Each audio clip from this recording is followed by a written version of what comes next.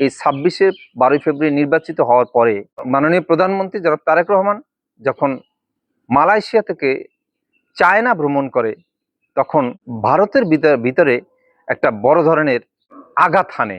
তারা 54 বছর যেই সফলতার সাথে বাংলাদেশকে শোষণ করেছে, সেইটা কেন যেন ভিন্ন পথে অগ্রসর হচ্ছে এবং সেটা তাদের মধ্যে বড় ধরনের ষড়যন্ত্র মনে করছে।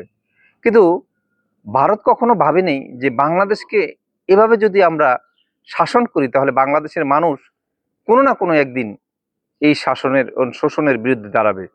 সেটাই কিন্তু 24-এর আন্দোলনে হয়েছে এবং সেটাই এখনো বলবৎ আছে এবং ভবিষ্যতে থাকবে।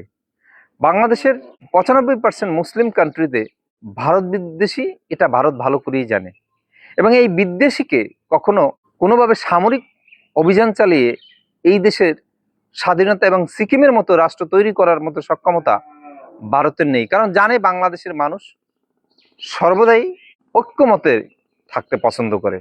যদি এই দেশের মধ্যে কোনো কারণে কোনো ধরনের আবার সেই যুদ্ধের মতো পরিস্থিতি তৈরি হয়, তবে বাংলাদেশের প্রতিটা দামাল ছেলেরা আবার শুরু করবে